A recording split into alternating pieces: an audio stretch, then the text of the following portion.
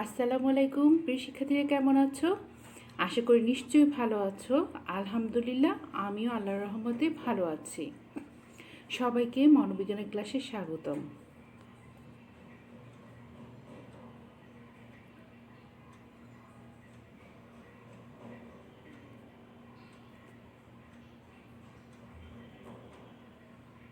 আমি ফারহানা তাসমিন, প্রভাষক মনোবিজ্ঞান, আব্দুল আল বিশ্ববিদ্যালয় কলেজ, তেলিহাটি, শ্রীপুর, গাজীপুর।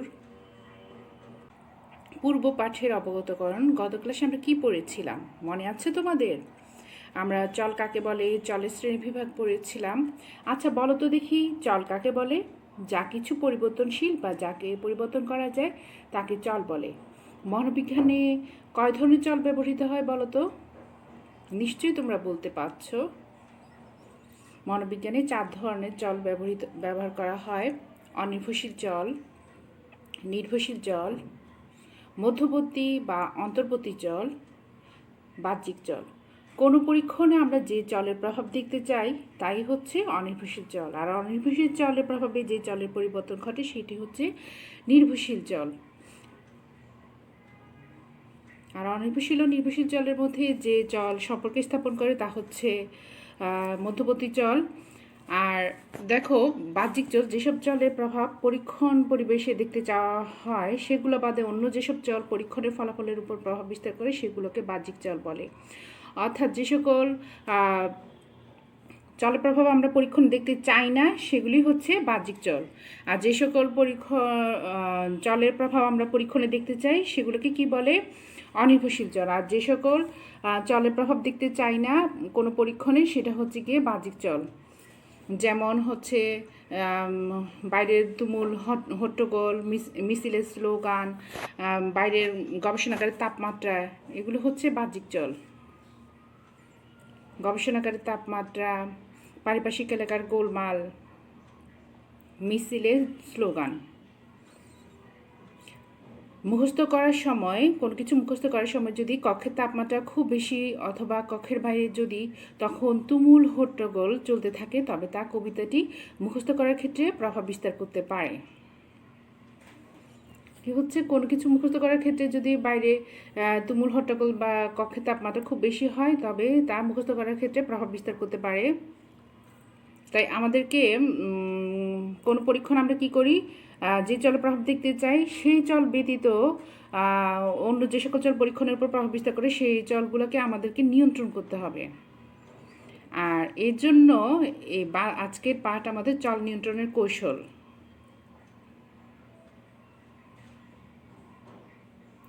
শিখন ফল বাহ্যিক চল নিয়ন্ত্রণের কৌশল ব্যাখ্যা করতে পারবে। এই যে বাহ্যিক চলগুলো, যে কোনো পরীক্ষণে যে আমরা যেসব চলের প্রভাব দেখতে চাই না সেই সকল চলগুলোকে আমরা কীভাবে নিয়ন্ত্রণ করে পরীক্ষণ পরিচালনা করতে পারি সে সম্পর্কে আজকে আমরা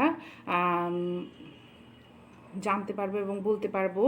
বাহ্যিক চল নিয়ন্ত্রণের কৌশল ব্যাখ্যা করতে পারবে তোমরা। আচ্ছা, চলের নিয়ন্ত্রণ বলতে কি বুঝো, বা চল নিয়ন্ত্রণ বলতে আমরা কি বুঝি? দেখো, চলের নিয়ন্ত্রণ, পরীক্ষণের নিয়ন্ত্রণই হচ্ছে চলের নিয়ন্ত্রণ। পরীক্ষণে কি নিয়ন্ত্রণ করা হয়? চলের নিয়ন্ত্রণ করা হয়। মনোবিজ্ঞানে পরীক্ষণে নিয়ন্ত্রণ করা হয়, চলের নিয়ন্ত্রণ করা হয়। চলের নিয়ন্ত্রণ হলো বাহির থেকে এসে প্রভাব বিস্তার করতে পারে এমন সব উপাদানসমূহকে বাদ দেওয়া বা চিহ্নিত করা। বাহির থেকে এসে বিভিন্ন রকমের চল পরীক্ষণের উপর প্রভাব বিস্তার করতে পারে সেই রকম চলগুলোকে কি করতে হবে? বাদ দেওয়া বা চিহ্নিত করাই হচ্ছে কি চলের নিয়ন্ত্রণ। নিয়ন্ত্রণের ক্ষেত্রে পরীক্ষণ নিয়ন্ত্রণ বলতে বোঝায় চলের নিয়ন্ত্রণকে। তাই পরীক্ষণের নিয়ন্ত্রণের ক্ষেত্রে সকল অবাঞ্ছিত চলকে ধ্রুব রেখে, অবাঞ্ছিত চল মানে কি, যে সকল চলের প্রভাব আমরা পরীক্ষণ দেখতে যাচ্ছি না সেই অবাঞ্ছিত চলগুলোকে ধ্রুব রেখে মানে স্থির রেখে একটি মাত্র চলের প্রভাব মানুষ বা প্রাণীর আচরণে অনুধান করা হয়। পরীক্ষণ নিয়ন্ত্রণ কী করা হয়? একটি মাত্র চলের প্রভাব মানে আমরা যে চলের প্রভাবটা পরীক্ষণে মানুষ বা প্রাণীর উপরে আচরণ অনুধান করতে চাই বা প্রভাব দেখতে চাই সেই চলটা ব্যতীত বাকি যত চল আছে সেগুলিকে আমরা ধ্রুব রেখে যখন পরীক্ষণ পরিচালনা করব সেটাকে বলে পরীক্ষণের নিয়ন্ত্রণ। বুঝতে পেরেছো? পরীক্ষণ নিয়ন্ত্রণ বা চলের নিয়ন্ত্রণ বলতে কি বোঝায়? চলের নিয়ন্ত্রণে হচ্ছে কি পরীক্ষণে আমরা যে চলের প্রভাব দেখতে চাচ্ছি না সে সকল চলগুলোকে আমরা ধ্রুব রেখে সেই সকল চলকে ধ্রুব রেখে যখন একটি মাত্র চলের প্রভাব মানুষ বা প্রাণীর আচরণের অনুধান করব, সেটি হচ্ছে কি পরীক্ষণ নিয়ন্ত্রণ। পরীক্ষণ নিয়ন্ত্রণ বলতে চল নিয়ন্ত্রণকে বোঝায়। চল নিয়ন্ত্রণে কি করা হয়, যেই চলটার প্রভাব আমরা পরীক্ষণে মানুষ বা প্রাণী আচরণ অনুধান করতে চাচ্ছি সেই চল ব্যতীত অন্য বাকি সব যেসব চল আছে সেই সব অবাঞ্ছিত চলকে ধ্রুব রাখা কৌশলটাই হচ্ছে গিয়ে চলের নিয়ন্ত্রণ। আশা করি বুঝতে পেরেছো চল নিয়ন্ত্রণ কি।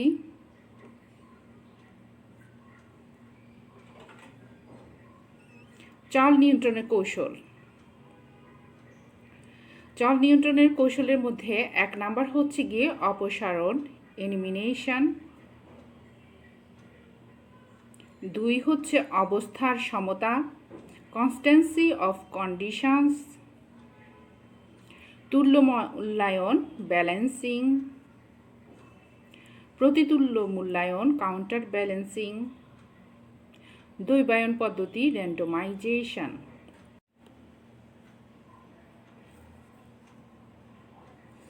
অপসারণ কি? এলিমিনেশন মানে এর অর্থটাই হচ্ছে বাদ দেওয়া।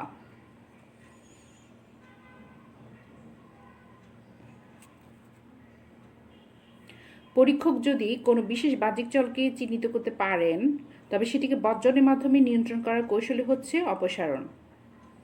যেমন মৌখিক শিক্ষণ, চিন্তন, আবেগ ইত্যাদি প্রক্রিয়া সম্পর্কে যখন গবেষণা করার সময় বাইরের শব্দ যদি প্রতিবন্ধকতা সৃষ্টি করে, পড়াশোনার সময় যদি বাইরের শব্দ প্রতিবন্ধকতা সৃষ্টি করতে পারে, এক্ষেত্রে শব্দ নিয়ন্ত্রিত কক্ষ ব্যবহার করে পরীক্ষণ পরিচালনা করা সম্ভব হলে শব্দের অপসারণ সম্ভব হবে। তেমনি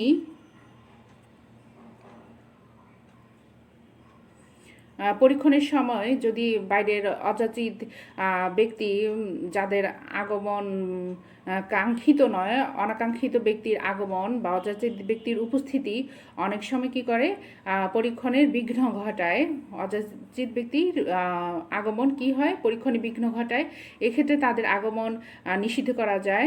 কিন্তু পরীক্ষণে এমন অনেক চল আছে যেগুলোকে অপসারণের মাধ্যমে নিয়ন্ত্রণ সম্ভব নয়, সেসব ক্ষেত্রে অন্য পন্থা অবলম্বন করা যায়।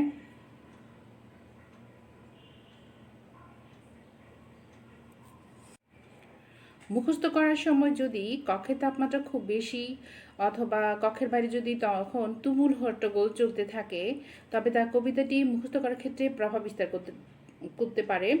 এক্ষেত্রে শব্দ নিয়ন্ত্রিত কক্ষ ও স্বাভাবিক তাপমাত্রা কক্ষ ব্যবহার করে পরীক্ষণটি পরিচালনা করা যেতে পারে। আবার যদি ধরো আলো যদি পরীক্ষণের ফলাফলের উপর প্রভাব বিস্তার করে তাহলে আলোকিত কক্ষ বর্জন করে পরীক্ষণটি অন্ধকার কক্ষে পরিচালনা করা যেতে পারে। অর্থাৎ হচ্ছে যে সকল অবাঞ্ছিত চল নিয়ন্ত্রণ করা প্রয়োজন পরীক্ষণ পরিস্থিতি থেকে সেগুলোকে বাদ দেওয়া বা অপসারণ করে নির্ভরশীল চলকে ওই চলের প্রভাব থেকে মুক্ত রাখার কৌশলই হচ্ছে অপসারণ।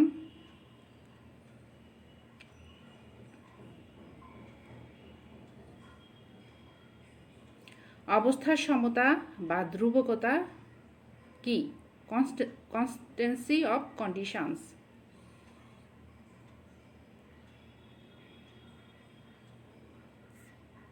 অবস্থার সমতা বা ধ্রুবকতা অনেক সময় কতগুলো বাহ্যিক চল ইচ্ছা করেও বাদ দেওয়া যায় না। অপসারণত যে সকল চল চিন্তা করলাম সেগুলো বাদ দিলাম, কিন্তু অনেক সময় অনেক বাহ্যিক চল ইচ্ছা করে বাদ দেওয়া যায় না। তাই পরীক্ষণের সকল প্রক্রিয়া পরীক্ষণ পাত্রের উপর একইভাবে বা সমানভাবে প্রয়োগ করার কৌশলই হলো অবস্থার সমতা।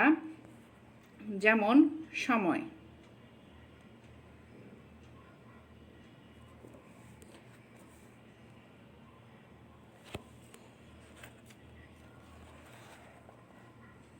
সময় কি করা হয়, অনেক সময় সময়কেই বাদ দেওয়া যায় না, বাহ্যিক চল সময়কে বাদ দেওয়া যায় না। তাই সব পরীক্ষণ পাত্রের জন্য একটি নির্দিষ্ট সময়ে পরীক্ষণ পরিচালনা করা উচিত। অনেকে সকালবেলা যে দুপুরবেলায় ভালো পরীক্ষা দেয়, আবার অনেকে দুপুরবেলা যে সকালবেলায় ভালো পরীক্ষা দেয়। তো এই বাহ্যিক চলটাকে যখন নিয়ন্ত্রণ করা যাবে না, তখন সকল পরীক্ষণ পাত্রের জন্য কি করা হবে, একটি নির্দিষ্ট সময়ে পরীক্ষণটি পরিচালনা করে অবস্থা সমতা পদ্ধতিটা প্রয়োগ করে বাহ্যিক চল নিয়ন্ত্রণ করা যায়। সব চলকে সব সময় পরীক্ষণ পরিবেশ থেকে কি করা যায় না, অপসারণ করা যায় না। এই সকল চলকে নিয়ন্ত্রণ করতে হলে লক্ষ্য রাখতে হবে যে পরীক্ষণে অংশগ্রহণকারী সকল পরীক্ষণ পাত্রের উপরই যেন এগুলো অপরিবর্তনশীলভাবে ক্রিয়াশীল থাকে। যেমন পরীক্ষণ পাত্রের প্রতি নির্দেশ একটি গুরুত্বপূর্ণ সত্য, যার উপর পরীক্ষণের ফলাফল বহুলাংশে নির্ভর করে। নির্দেশাবলী মুখে বলতে গেলে কোনো বিশেষ দিক বাদ পড়ে যেতে পারে, বা বিভিন্ন পরীক্ষণ পাত্রের নিকট নির্দেশাবলী বলা হুবহু একই রকম না হতে পারে। কোনো পরীক্ষণ পাত্রের প্রতি যে নির্দেশাবলী দেওয়া হয় সেটা কি হয়, সবসময় কোন বিশেষ দিক বা পড়তে পারে, বা হুবহুও কি একই রকম নাও হতে পারে। একজন পরীক্ষণ পাত্রকে আমি একরকম নির্দেশনা দিলাম, আরেকজন পরীক্ষণ পাত্রকে আরেক রকম নির্দেশনা দিলাম। এতে করে পরীক্ষণ পাত্রদেরকে যে বিভিন্ন রকমের নির্দেশনা দিলাম, এর ফলে তা ফলাফলে উপর প্রভাব বিস্তার করতে পারে। এই জন্য তাই পরীক্ষণ পরিস্থিতির অপরিবর্তনশীলতা রক্ষা করার জন্য সকল পরীক্ষণ পাত্রকে একই লিখিত নির্দেশাবলী প্রদান করতে হবে। এভাবে অবস্থা সমতা রেখে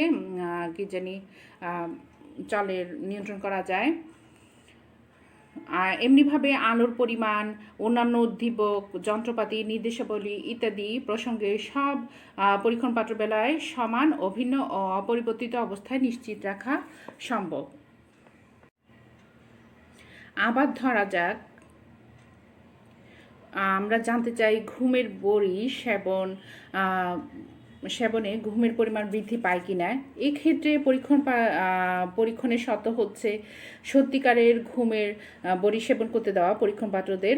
পরীক্ষক কী করবেন, পরীক্ষণ দলের পাত্রকে ঘুমের বড়ি সেবন করতে দিবেন, এবং নিয়ন্ত্রিত দলের পরীক্ষণ পাত্রদেরকে কী করবেন, ঘুমের বড়ি সেবন করতে দিবেন না। এখানে প্রশ্ন হতে পারে, যে দলের পরীক্ষণ পাত্ররা ঘুমের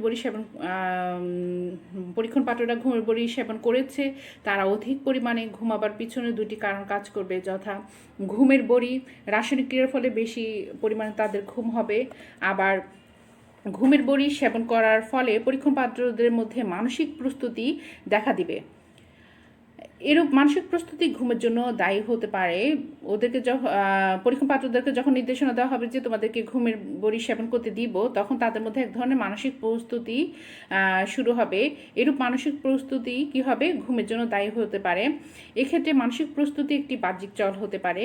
সেই জন্য কি করব, পরীক্ষক অবস্থার সমতা বজায় রাখার উদ্দেশ্যে বজায় রাখার উদ্দেশ্যে উভয় দলের পরীক্ষণ পাত্রদেরকে বলে দিতে পারেন যে তাদের সবাইকে ঘুমের বড়ি সেবন করতে দেওয়া হচ্ছে। মানে পরীক্ষণ দল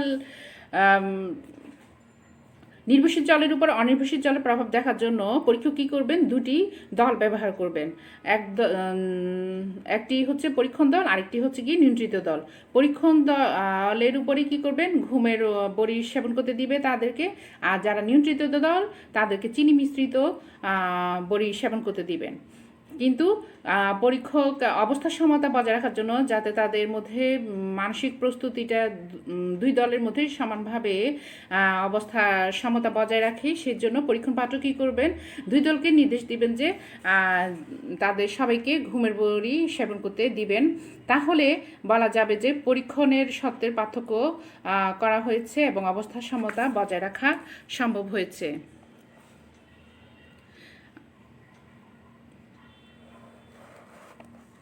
ঘুমের বড়ি সেবন করার ফলে পরীক্ষণ দলের সবাই কি করবে, ঘুমানোর পিছনে দুটি কারণ থাকবে। একটা হচ্ছে কি ঘুমের বড়ি রাসায়নিকের ফলে বেশি পরিমাণ তাদের ঘুম হবে, আরেকটা হচ্ছে ঘুম বড়ি সেবন করার ফলে পরীক্ষণ পাত্রদের মধ্যে মানসিক প্রস্তুতি দেখা দিতে পারে। আর নিয়ন্ত্রিত দলের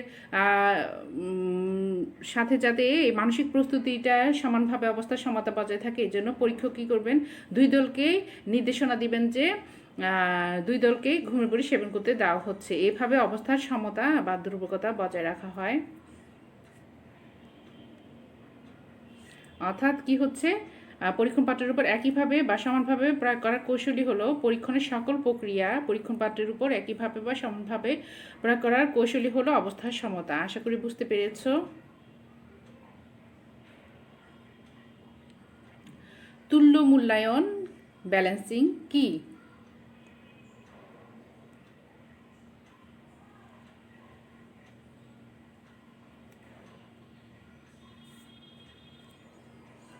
নির্ভরশীল জলের পার্থক্য তুলনার জন্য নিয়ন্ত্রিত জল ব্যতীত অন্য সব দিক থেকে পরীক্ষণ দল ও নিয়ন্ত্রিত দলকে সমভাবে গঠন করার মাধ্যমে ভারসাম্য প্রতিষ্ঠা করার কৌশলই হলো তুল্য মূল্যায়ন। পরীক্ষণ দল ও নিয়ন্ত্রিত দলকে সমভাবে গঠন করার মাধ্যমে ভারসাম্য প্রতিষ্ঠা করার কৌশলই হলো তুল্য মূল্যায়ন।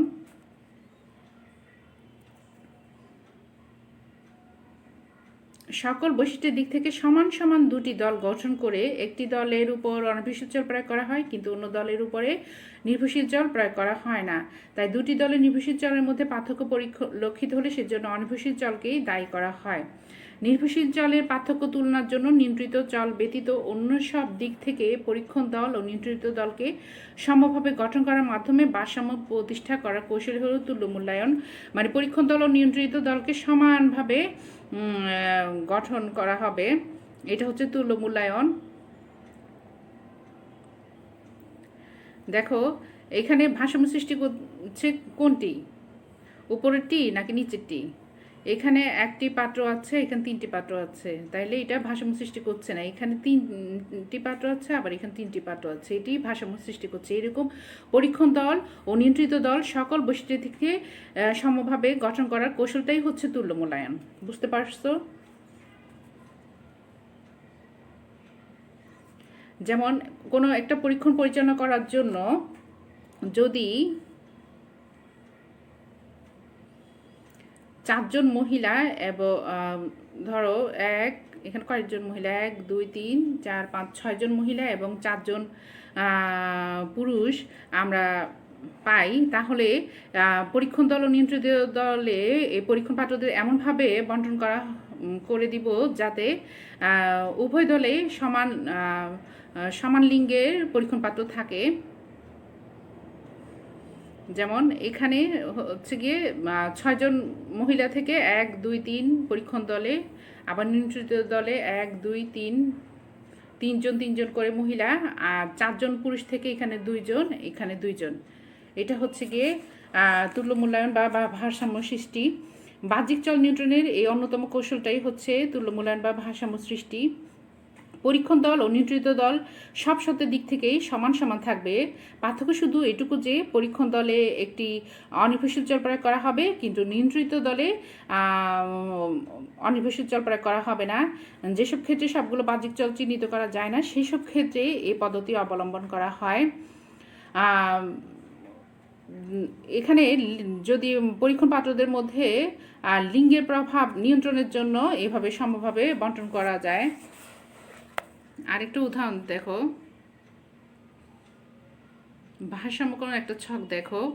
উদাহরণস্বরূপ একটি পরীক্ষণের জন্য 30 জন পুরুষ এবং 40 জন মহিলা পাওয়া গেল।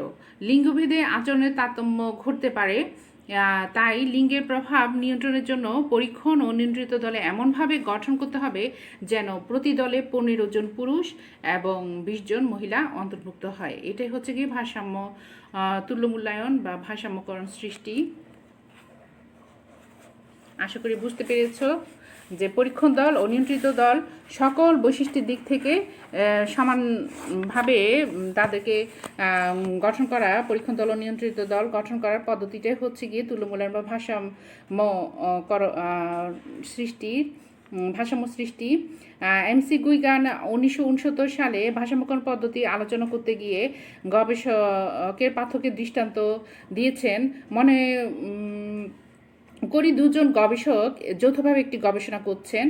হয়তো প্রথম দিকে একজন গবেষক পরীক্ষণ পাত্রদের নিয়ে কাজ শুরু করলেন, কিন্তু শেষে কয়েকদিন কী করলেন, তিনি অনুপস্থিত থাকলেন, এবং দ্বিতীয় গবেষক কী করলেন, কাজটি শেষ করলেন। 2 জন গবেষকের মধ্যে একজন গবেষক প্রথম দিকে থাকলেন, কিন্তু পরবর্তীতে উনি অনুপস্থিত থাকলেন, এবং দ্বিতীয় গবেষক কী করলেন, কাজটি শেষ করলেন। এতে পরীক্ষণের ফলাফলে ভ্রান্তি দেখা দিতে পারে, কীরকম? দুজন গবেষক নিজের অজান্তেই কী করবেন, হয়তো পরীক্ষণ পাত্রদেরকে প্রভাবিত করেছেন, হয়তো তাদের দুজন পরীক্ষণ পাত্রদের সাথে দুরকম আচরণ করেছেন। সুতরাং দুজন গবেষকের পার্থক্যজনিত ভ্রান্তি দূর করার জন্য ভারসাম্যকরণ পদ্ধতি ব্যবহার করা উচিত। যেমন পরীক্ষণ দলে অর্ধেক সংখ্যক পরীক্ষণ পাত্রদেরকে প্রথম গবেষক এবং পরে দ্বিতীয় গবেষকের অধীনে পরীক্ষণ করতে হবে। আবার নিয়ন্ত্রিত দলের অর্ধেক পরীক্ষণ পাত্রদেরকে প্রথমে দ্বিতীয় গবেষক এবং পরে প্রথম গবেষকের অধীনে কাজ করতে হবে। অর্থাৎ হচ্ছে উভয় গবেষকের প্রভাব দুটি দলে সমানভাবে পড়বে। এই পদ্ধতির অসুবিধা হলো যে যদি কোনো সত্য বা চল আগে বা পরে উপস্থিত করার জন্য ফলাফলের পার্থক্য হয়, তবে এই পদ্ধতি প্রয়োগ করা যায় না। দুটি অবস্থার পারস্পরিক প্রভাবের সম্ভাবনা থাকলে একটি অবস্থা প্রয়োগের পর আরেকটি চল প্রয়োগ করার মাঝখানে যথেষ্ট পরিমাণ সময়ের ব্যবধান দিতে হবে, যাতে পূর্ববর্তী অবস্থার প্রভাব সম্পূর্ণ দূর হতে পারে।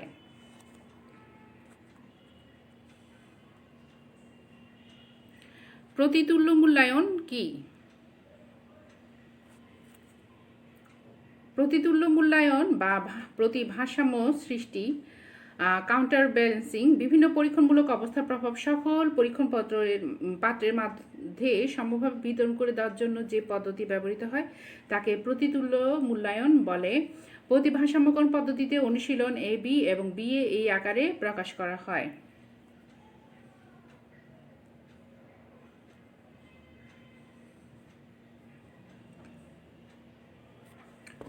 প্রতিতুল্য মূল্যায়নের নকশাটি নিম্নরূপ হতে পারে।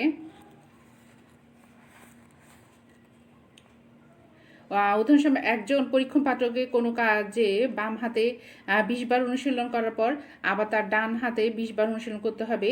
এইভাবে অনুশীলন করতে বাম হাতে তার একটি অভ্যাস গড়ে উঠতে পারে, আর এর প্রভাব ডান হাতে পড়বে। প্রতিভারসাম্যকরণ পদ্ধতিতে প্রথমে বাম হাতে 10টি অনুশীলন নিয়ে ডান হাতে আরও 10টি অনুশীলন দেওয়া যেতে পারে। কিছু সময় বিরতির পর আবার ডান হাতে 10টি অনুশীলন নিয়ে বাম হাতে আরও 10টি অনুশীলন দেওয়া যেতে পারে। এভাবে বাম হাতের অনুশীলন ডান হাতে পড়বে, আবার ডান হাতের অনুশীলন বাম হাতে পড়বে। বাম হাতের অনুশীলন প্রথমে বাম হাতে 10 বার অনুশীলন করে ডান হাতে অনুশীলন করে বিরতি দিয়ে আবার ডান হাতে অনুশীলন করে বাম হাতে অনুশীলন করলে বাম হাতের প্রভাব ডান হাতে পড়বে, আবার ডান হাতের প্রভাব বাম হাতে পড়বে। তাহলে ফলে এই দ্বিমুখী প্রভাবের ফলে প্রতিক্রিয়ার যোগফল 0 হতে পারে। এটি হচ্ছে গিয়ে প্রতিতুল্য মূল্যায়ন। তাহলে দেখো, যখন একই পরীক্ষণ পাত্রদেরকে একাধিক পরীক্ষণমূলক অবস্থার সম্মুখীন করা হয় তখন তাদেরকে অনেক সময় পরীক্ষণ পাত্রের প্রথম অধিবেশনের অভিজ্ঞতা তাদের দ্বিতীয় অধিবেশনের উপর প্রভাব বিস্তার করে। এক্ষেত্রে ফলাফলে ভ্রান্তি দেখা দিতে পারে। বিভিন্ন পরীক্ষণমূলক অবস্থার প্রভাব সব পরীক্ষণ পাত্রের মধ্যে সম্ভাব্য বিতরণ করে দেওয়ার জন্য প্রতিভারসাম্যকরণ বা প্রতিতুল্য মূল্যায়ন পদ্ধতি ব্যবহার করা হয়। এর জন্য প্রতিভারসাম্যকরণ পদ্ধতিতে অনুশীলন AB এবং BA এই আকারে প্রকাশ করা হয়। দ্বৈবায়ন পদ্ধতি কি? র্যান্ডমাইজেশন কি? যদি কোনো বাহ্যিক চলের পরীক্ষণে প্রভাব বিস্তারের সম্ভাবনা থাকে, তবে দৈব নিয়মে বাহ্যিক চলগুলো পরীক্ষণ ও নিয়ন্ত্রিত দলে সমানভাবে কার্যকর করার কৌশল হলো দৈবচয়ন বা দৈবায়ন। এখানে কি করছে, যদি কোনো বাহ্যিক চলের পরীক্ষণের প্রভাব বিস্তারের সম্ভাবনা থাকে তবে দৈব নিয়মে কি করছে, বাহ্যিক চলগুলোকে পরীক্ষণ ও নিয়ন্ত্রিত দলে সমভাবে কার্যকর করার কৌশলই হলো দৈবচয়ন। পরীক্ষণের একটি উল্লেখযোগ্য বৈশিষ্ট্য হলো দৈবায়ন বা দৈবচয়ন। এই কৌশল প্রয়োগ করে বাহ্যিক চল নিয়ন্ত্রণ করা যায়। পক্ষপাতহীন নমুনা বা পরীক্ষণ পাত্র নির্বাচন করা হয় দৈবচয়ন কৌশল প্রয়োগ করে। কোনো পরীক্ষণে পরিসংখ্যানিক সম্ভাবনার সূত্র অনুসরণ করে নিরপেক্ষভাবে বা পক্ষপাতহীনভাবে বা বিক্ষিপ্তভাবে নমুনা নির্বাচনের কৌশলই হলো দৈবায়ন। একে অনেকে দৈবচয়ন পদ্ধতি বলা হয়।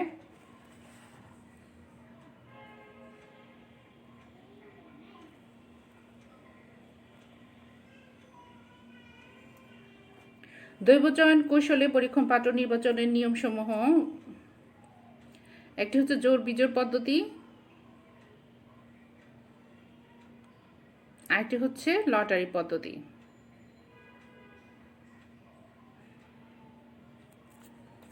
জোর বিজোড় পদ্ধতিতে কি করা হয়? জোর পদ্ধতিতে পক্ষপাতহীনভাবে দুটি দল গঠন করা হয়।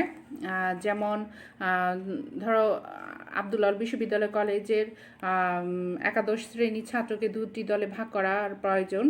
এক্ষেত্রে আমরা জোর রোলধারী 25 জন ছাত্রকে একটি দলে এবং অর্থাৎ পরীক্ষণ দলে এবং বিজোড় রোলধারী 25 জন ছাত্রকে কি অন্য দলে অর্থাৎ নিয়ন্ত্রিত দলে রাখতে পারি। এভাবে পরীক্ষণ পাত্র নির্বাচন করা হলে বাহ্যিক চলের প্রভাব অনেকাংশে নিয়ন্ত্রণ করা যায়। দ্বৈবচন হচ্ছে একটা নমুনা বাছাই একটা পদ্ধতি, একটা হচ্ছে জোর বিজোড় পদ্ধতি। এখানে দেখা যাচ্ছে যে ধরো আব্দুল্লাহ বিশ্ববিদ্যালয় কলেজের একাদশ শ্রেণীর 50 জন ছাত্রকে কী করা প্রয়োজন? দুটি দলে ভাগ করা প্রয়োজন। এক্ষেত্রে আমরা জোরধারী 25 জন ছাত্রকে একটা দলে আর বিজোড় নম্বরধারী রোলধারী 25 জন ছাত্রকে অন্য দলে রাখতে পারি। এভাবে পরীক্ষণ পাত্র নির্বাচন করলে কি করা যায়? বাহ্যিক চলের প্রভাব অনেকাংশে নিয়ন্ত্রণ করা যায়।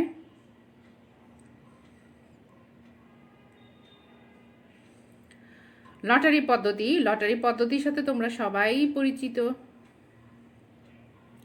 লটারি পদ্ধতিতে কি করে? লটারি পদ্ধতি অনুসরণ করে আমরা দুটি দলে ভাগ করতে পারি। যেমন হচ্ছে গিয়ে একাদশ শ্রেণীর ছাত্রদের যদি দুটি দলে ভাগ করার প্রয়োজন হয়, তবে ধরো কাগজের তৈরি বা মার্বেলের মতো 25টি ছোট গোলক নিক্ষেপ করা যায়। আবার যাদের হাতের কাছে বা শরীরের কাছে এগুলো পড়বে তাদেরকে এক দলে অর্থাৎ পরীক্ষণ দলে, আবার যাদের নিকট এসব গোলক পৌঁছায় না তাদেরকে অন্য দলে নিয়ন্ত্রিত দলে রাখা যায়। অথবা একটি পাত্রে ভিতর কি করা হয়? 50 জন ছাত্রের রোল পৃথকভাবে কাগজে লিখে কাগজগুলো ভাঁজ করে তাতে রাখা যায়। তৃতীয় শ্রেণী বা ছোট ছাত্রদেরকে নিয়ে চোখ বাঁধা অবস্থায় কি একটি একটি করে 25টি কাগজ তুলতে বলা হলে 25 জনের একটি দল হবে। আবার পাত্রের ভিতরে যে 25 জনের রোল থাকবে তাদেরকে বের করে সে অনুযায়ী আরেকটি দল হবে। জোর বিজোড় বা লটারি কৌশল প্রয়োগ করে পরীক্ষণ পাত্রদের দুটি দলে ভাগ করা যায় বা যা বাহ্যিক চলের প্রভাব নিয়ন্ত্রণে গুরুত্বপূর্ণ ভূমিকা পালন করে।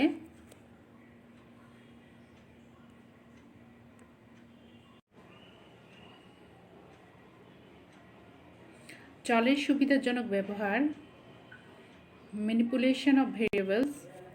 অনির্ভরশীল চল বা এর বিভিন্ন মাত্রা নিয়ন্ত্রণ যখন পরীক্ষকের ইচ্ছে অনুযায়ী হয় তখন তাকে চলের সুবিধাজনক ব্যবহার বা ম্যানিপুলেশন বলে। কোনো পরীক্ষণে আমরা যে চলের প্রভাব দেখতে চাই সেটি হচ্ছে অনির্ভরশীল চল, আর অনির্ভরশীল চলের প্রভাবে যে চলের পরিবর্তন হয় সেই চলকে বলে নির্ভরশীল চল। ট্রাফিক সিগন্যালে লাল বাতি জ্বলে উঠলে গাড়ি থামে এবং সবুজ বাতি জ্বললে গাড়ি চলতে শুরু করে। এখানে এই লাল বাতি, সবুজ বাতি, হলুদ বাতি এগুলি হচ্ছে গিয়ে অনির্ভরশীল চল, আর গাড়ি চলতে শুরু করা বা থামা এগুলি হচ্ছে গিয়ে নির্ভরশীল চল। লাল বা সবুজ আলো উপস্থাপন এগুলি গবেষক ইচ্ছা করলে ট্রাফিক সিগন্যালে বা ইচ্ছা করলে নিজে ইচ্ছা মতো পরিবর্তন করতে পারেন। যেমন পরীক্ষক যদি যখন একটি উদ্দীপকের সাথে প্রতিক্রিয়া সম্পর্ক নির্ণয় করতে চান তখন তিনি উদ্দীপকটিকে বিভিন্নভাবে পরিবর্তন করতে পারেন। যেমন তিনি আলোর পরিমাণ হ্রাস বৃদ্ধি করতে পারেন এবং প্রতিক্রিয়ার তারতম্য লক্ষ্য করতে পারেন। এইভাবে পরীক্ষক যে কোনো উদ্দীপককে তার ইচ্ছামতো উপস্থাপন করে, অনুপস্থিত রেখে, পৃথক রেখে বা উদ্দীপকটিকে কমিয়ে বাড়িয়ে আচরণের উপর এসব প্রভাব পর্যবেক্ষণ করে থাকেন। এটি হচ্ছে কি চলের সুবিধাজনক ব্যবহার, মানে পরীক্ষক তার ইচ্ছা অনুযায়ী যখন চলের সুবিধাজনক ব্যবহার করবেন সেটি হচ্ছে চলের সুবিধাজনক ব্যবহার। অনেক ক্ষেত্রে চলের সরাসরি নিয়ন্ত্রণ সম্ভব হয় না, সেক্ষেত্রে গবেষক শুধু একটি চলের বিভিন্ন মূল্যমান নির্বাচন করেন এবং প্রতিটি মূল্যমানকে পরীক্ষণমূলক ও নিয়ন্ত্রিত অবস্থায় ব্যবহার করেন। যেমন বুদ্ধির সাথে সমস্যা সমাধানের কোনো সম্পর্ক আছে কি না এটি নিয়ে পরীক্ষণ করতে হলে পরীক্ষক কয়েকজন ব্যক্তির বুদ্ধি পরিমাপ করতে পারেন। এবং বিভিন্ন পর্যায়ের বুদ্ধিসম্পন্ন ব্যক্তিদের একটি সমস্যার সমাধান করে দিতে পারেন।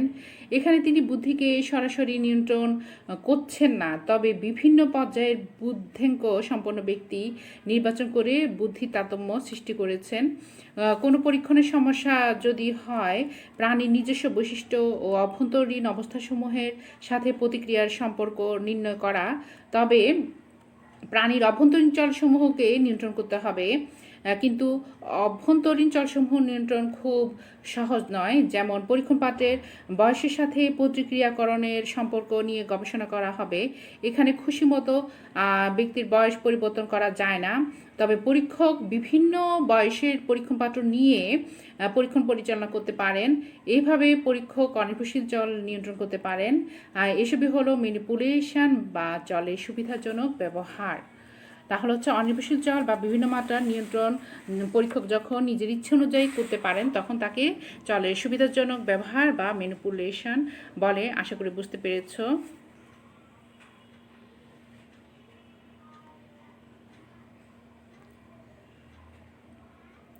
মূল্যায়ন। এখন আমি তোমাদের কিছু প্রশ্ন করব, তোমরা নিজেরা উত্তর দেওয়ার চেষ্টা করো।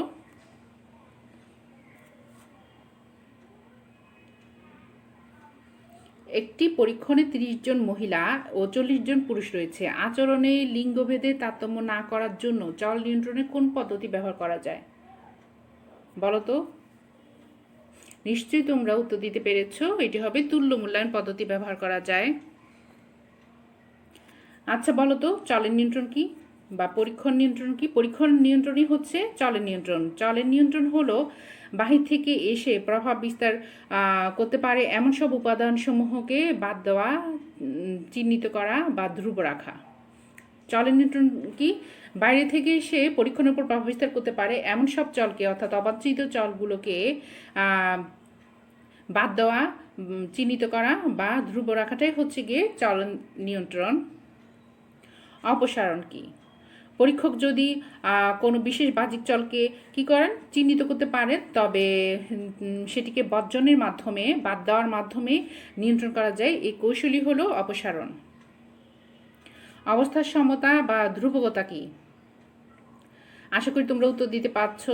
যে সকল চল অপসারণ করা যায় না বা পরীক্ষণে অংশগ্রহণকারী সেই সকল চল নিয়ন্ত্রণ করতে হলে, যে সকল চল কি করা যায় না, বাদ দেওয়া যাচ্ছে না বা অপসারণ করা যাচ্ছে না, সে সকল চল নিয়ন্ত্রণ করতে হলে লক্ষ্য রাখতে হবে যে পরীক্ষণে অংশগ্রহণকারী সকল পরীক্ষণ পাত্রের উপরই যেন ওই সকল চল অপরিবর্তনশীলভাবে ক্রিয়াশীল থাকে। ওই সকল চলগুলিকে পরীক্ষণ পাত্রদের মধ্যে যখন অপরিবর্তনশীলভাবে ক্রিয়াশীল থাকবে, এই কৌশলটাই হচ্ছে অবস্থার সমতা বা অবস্থার ধ্রুবকতা। তুল্য মূল্যায়ন বা ভারসাম্য সৃষ্টি কি? তুল্য মূল্যায়ন কৌশল চল নিয়ন্ত্রণের ক্ষেত্রে সকল বৈশিষ্ট্যের দিক থেকে সমান সমান দুটি দল গঠন করাই হয়। তুল্য মূল্যায়নে কি করা হয়? সকল বৈশিষ্ট্যের দিক থেকে সমান সমান দুটি দল গঠন করা হয়। প্রতিতুল্য মূল্যায়ন কেন ব্যবহার করা হয়? বিভিন্ন পরীক্ষণমূলক অবস্থা সকল পরীক্ষণ পাত্রদের মধ্যে সমভাবে বিতরণ করার জন্য প্রতিতুল্য মূল্যায়ন পদ্ধতি ব্যবহার করা হয়। বিভিন্ন পরীক্ষণমূলক অবস্থা পরীক্ষণ পাত্রদের মধ্যে কি করবে? সমভাবে বিতরণ করার জন্য প্রতিতুল্য মূল্যায়ন পদ্ধতি ব্যবহার করা হয়। দ্বৈবায়ন কি? যদি কোনো বাহ্যিক চলের পরীক্ষণে প্রভাব বিস্তারের সম্ভাবনা থাকে, তবে দ্বৈব নিয়মে বাহ্যিক চলগুলো পরীক্ষণ ও নিয়ন্ত্রিত দলে সমভাবে কার্যকর করা হয়, ফলে তাদের প্রভাব শূন্য হয়। এটাই হচ্ছে দ্বৈবায়ন। ম্যানিপুলেশন কি? একটু আগে আমি পড়িয়েছি। অনির্ভরশীল চল বা এর বিভিন্ন মাত্রার নিয়ন্ত্রণ যখন গবেষক কী করেন, গবেষক বা পরীক্ষক নিজের ইচ্ছা অনুযায়ী নিয়ন্ত্রণ করেন, তখন তাকে চলের সুবিধাজনক ব্যবহার বা ম্যানিপুলেশন বলে। আশা করি বুঝতে পেরেছ।